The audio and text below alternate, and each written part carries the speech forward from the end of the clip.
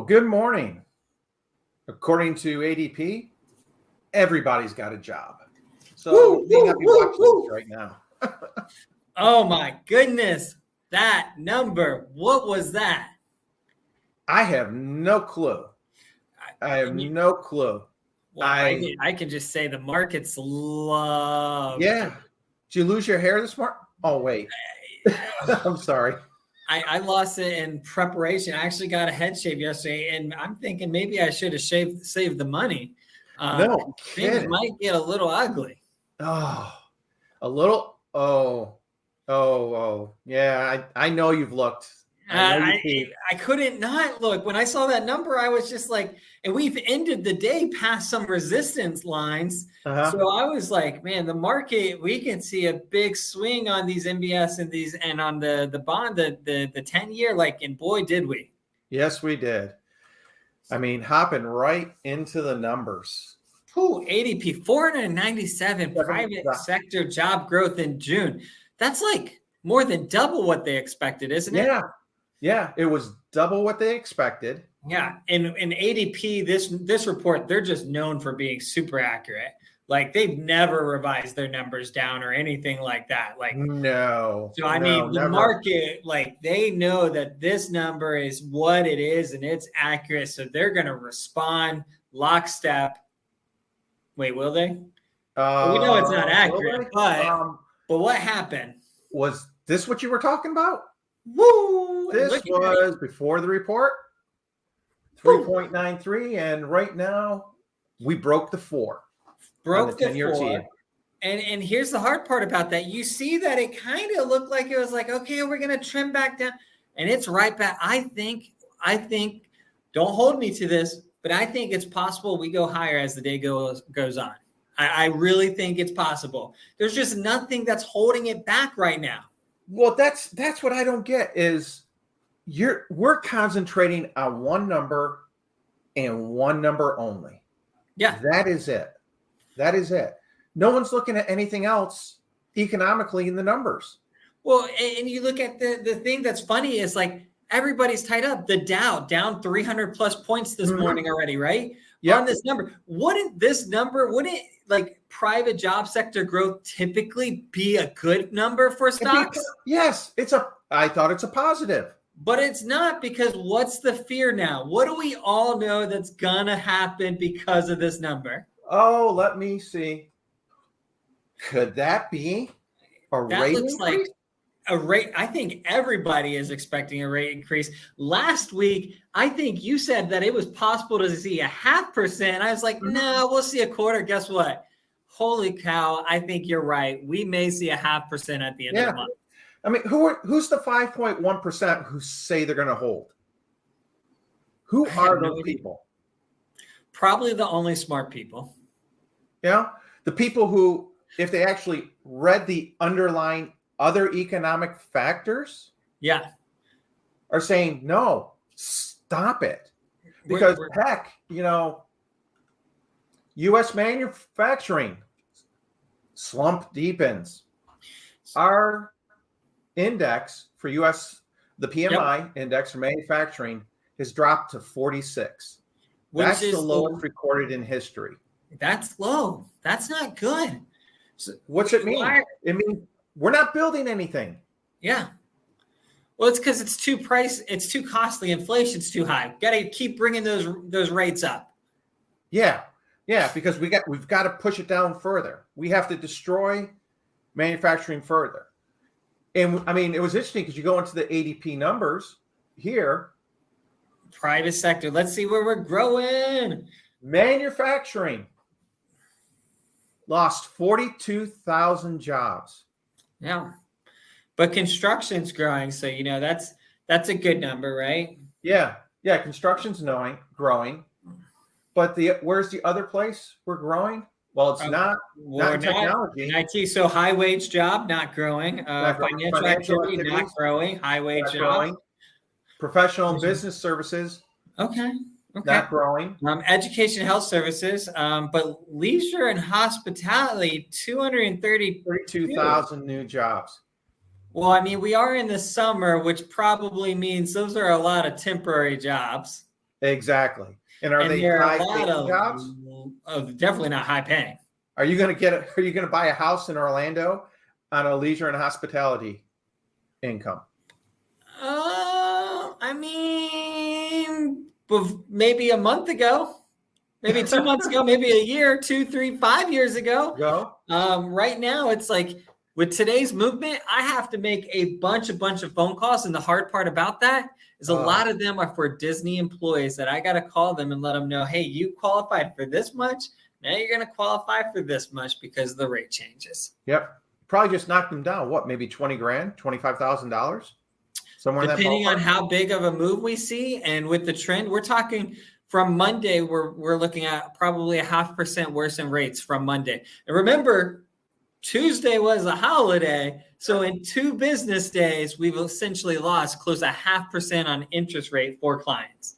Oh my God. We're well into the 7s now. Like we didn't just top, like last week we topped 7. Like I expect today the average rate to probably be closer to 7.25. And what did I tell you we'd be end of year? I think you were saying 7.5, somewhere around there. I think it was 8. 8. Wait, you said that much? No wonder why I stopped listening to you. I can't listen to this negativity. Yeah. Oh, I'm sorry. I like math and I can add. Well, and I mean, the fact that we added $853 billion to the deficit in the past month. In the past month. So nearly $1 trillion? Nearly $1 trillion. In 1 month? In 1 month. I mean, that would cause the treasury yields to drop, right? Yeah, you would think. Right. Yeah. That's sarcasm, people. We're good. We're good. Everything's great. We were looking at an article in Zero Hedge. Yeah. And supposedly this unemployment rate is sitting, 3.5% right now. Yeah, super. And we're growing. We double the amount of private sector jobs were just added in the last month. Just adding and adding and adding. Unemployment numbers are like new file claim numbers, continuing unemployment claims dropped last week. A lot of, it was a small drop, but drop, right? But what is this? 105 million working age Americans don't have a job right now. What does that mean? Like, why would the government have such a wildly different number? Because you can't count people who aren't looking. What this guy's reporting. Well, my curiosity, I'm just spitballing here. I'm trying to think, how does the government know if somebody's looking? They may be getting unemployment. So they're getting unemployment, and unemployment requires them to file that they applied for jobs, right? So they have to be looking. But if you, let's say, aren't getting unemployment, are you reporting to the government that you're looking for a job still? No, because you don't have to. There's nobody to report to, right? Our numbers kind of really skewed because maybe a lot of people aged out, or they've expired and exhausted all their unemployment, benefits, or they didn't qualify, or they didn't do this, and now they're still looking, but I think it's kind of like that Fed rental increase number. Hey, this is the Fed. Did you increase your rental fee? No, but I was thinking about it. Oh, how much were you thinking about increasing it? Oh, about 8%. That's a great number. Yeah. Hey, are you looking for a job? Not today. I just woke up. They call, ring, ring, click. We'll take that as they're not looking for a job. They're not looking for a job. They didn't answer, so they couldn't confirm they were looking for a job. So we're going to assume they're not looking for a job. Exactly. And I think one of the questions is, well, is this really going to hurt the Orlando market?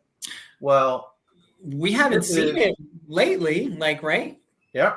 This is from Orlando Business Journal today. Vox, which does automotive parts. They're like the tech, electronic components and stuff, right? Yes, correct. Their headquarters is in Lake Nona. Oh, okay. And in the next 2 months, they are going to lay off 54 workers. Then I'm a little confused. I thought automotive was like at all-time highs, this and that. Like they were MSRP and overvalue. Like, are we seeing a shift here? Like, is this starting to shift, or are they ahead of the curve? Are they behind? Like, I think you had all those cars that needed the chips to finally be able to be sold, and then prices went crazy. I mean, how do you buy a $600,000 house and a $100,000 car? Easy.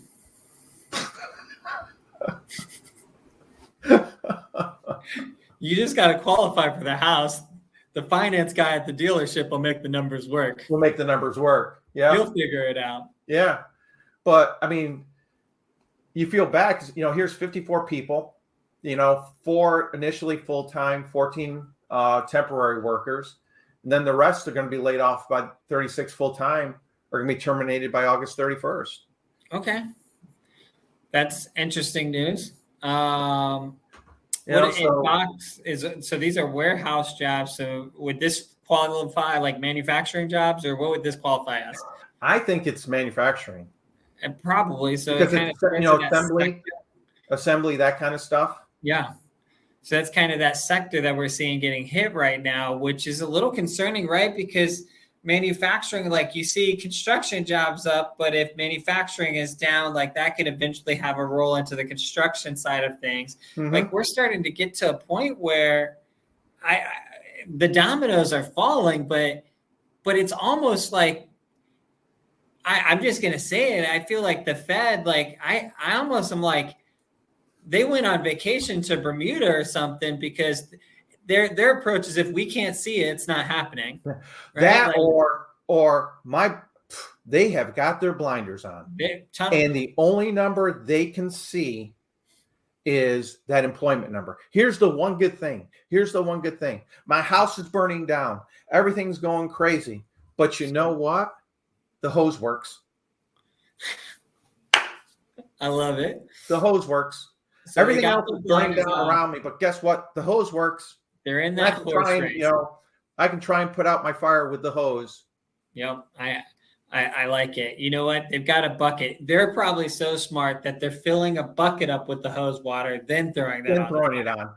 Yeah, I got you. That makes sense. Yeah. Excuse me. I know these guys are way smarter than me. Like I'm not playing. I wonder sometimes, Joe. But it's kind of weird, because it does feel like when you look at what's going on in the world and everything else, you see like Britain Prime Minister talking about inflation. They thought they were going to get their inflation numbers cut in half, and it's stagnant at like 7.7 or something. It's almost like all these countries and world powers are in a horse race right now. We're all dealing with similar crap, and they all have their blinders on. So they're only looking at one number, inflation, and they're not thinking about anything else and what it's going to do in entirety.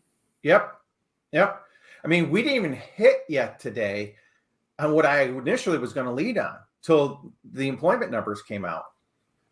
You ready for this one?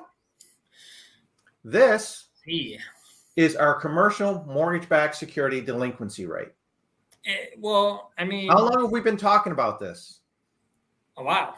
We know it's going to start jumping. We're up to 4.5% right now. Okay, that's not bad. During the Great Recession, the housing never hit above 4%. This is worse than what the houses did. Yeah. Right now.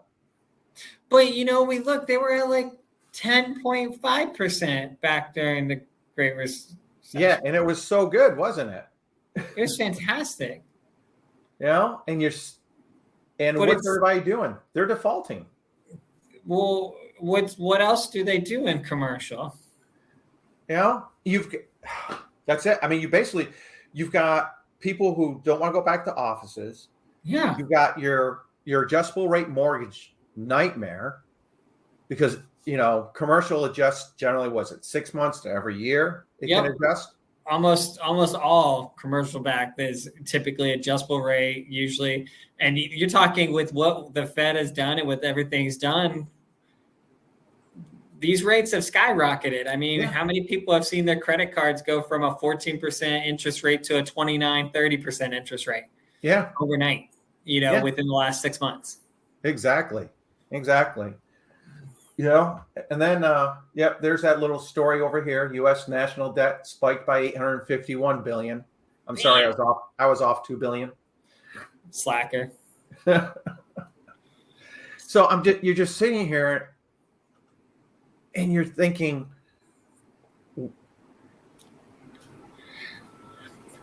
take the blinders off.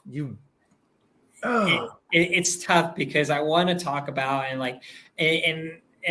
was having a conversation with somebody last night that was, they talk a little bit about finance and everything, and they work at, they're, a software engineer and so forth. And he's like, I want to buy below my means, and here's this, and then rates. And he's like, but I'm thinking about saving because rates aren't going to go down. I don't want to pay the high rates. And I'm talking about, well, there's low inventory. Like, what are we talking? But it got to a point where I sat there and I'm just like, man, this is kind of like, I realized that, it used to be, and I say used to, like 6 months ago, I think you and I were in a consensus that, a lot of people were saying rates were going down in 6 months, which would be like right now. They thought 6 months ago, start of the year, they thought rates right now would be back in the fives. They're not. Yeah, I need to give Barry a call. I don't think you and I did. Like we were saying like 12 months to 18 months.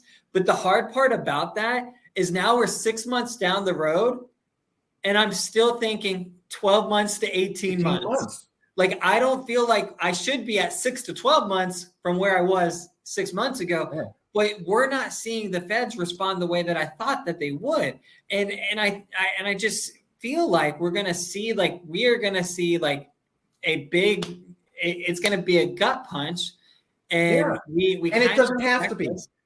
It doesn't have to be. That's the whole point. It doesn't have to be. Mm-hmm. Why does it have to be a gut punch? You got them out there saying, soft landing. Well, if you want a soft landing, stop the rate increases. Yeah. Stop it. Let everything. How many times have we said, let it play out? What's all the data say? Like anytime there's fiscal policy change, it takes roughly 12 months for you to see the effects of that fiscal policy change. Exactly. So right now, we've got all these rate increases that haven't hit us yet. Yeah. They're really when you look at the bottom line, I think 12 months from now. Manufacturing,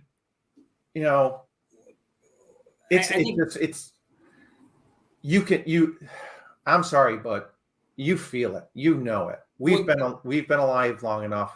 Think about when we talk about this, right? It is July. Mm-hmm. When did rates start to get out of control last year? Right? August. They started to really start to make that push up in that July-August window. They started to go up and climb at a rapid rate up until initially they made those changes. Rates started to go up, but they were still okay. But then August hits, July, August, and we're 12 months out. Yep. So we're seeing the effects of what happened a year ago on policy change are hitting us today. And we're really starting to see the ramifications. What's it going to be like another 12 months from now? If the Feds decide to jump rates another 0.5% at the end of July, what's that going to do to the market? We're in new territory. We could very well be looking at Feds are going to do 0.5% at the end of July and potentially be talking about 8% rates in August. Yep. And I don't care what anybody says, the whole argument of, well, when I bought my first house, I was at 10% or 12% or 15%. Yeah, and your house was $50,000. Exactly. It's a much different tale. A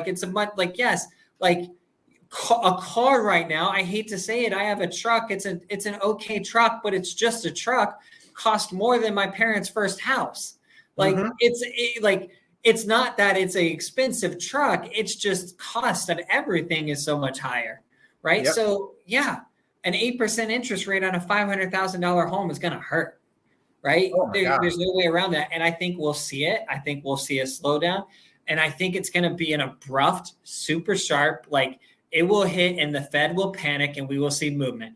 But I feel like what we're about to hit, and I could be wrong here, is I almost feel like we're going to start teeter-tottering. I feel like the Fed's going to start playing this game of we're going to drop.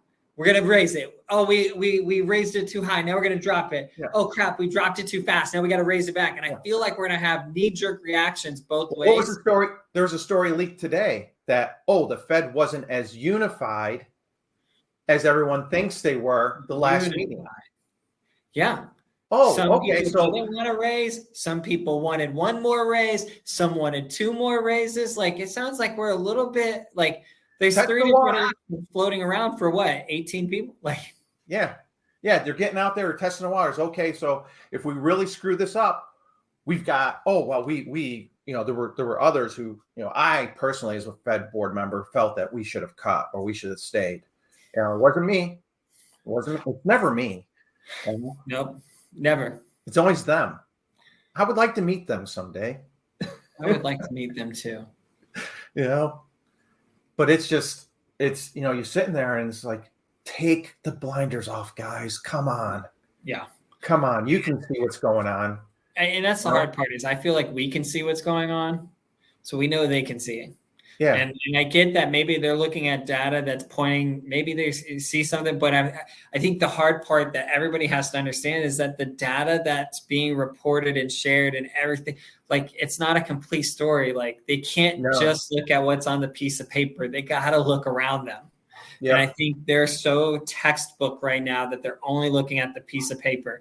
It's that entire, if you can't do, you teach philosophy, right? Like, they're in the teaching mode. They're in textbook, academia world of this is what we should do based off what we're reading, right? And you got to kind of step back and go, okay, what's really going on? What can we see that's not being put on this piece of paper or the stacks of paper?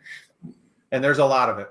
There's a lot of stuff going on that they are not looking at all. And is it frustrating. So, all right, well, let me open this up. Oh, we'll hit some numbers now. Yeah. One second. Orlando market. And it crashed. We don't even want to talk about numbers anymore. No, it didn't crash. I just had to reopen it. I'm just joking. So, well, we had our end of month last month. Okay. And as you expect, we're going to have more closings, 617. That number is down actually about 20% from last year. Oh, wow. So affordability, right? Interest rate. And I actually was reading an article that Orlando now is becoming the second least affordable place to live in Florida next to Miami. Which I don't know if I like that, but I understand it.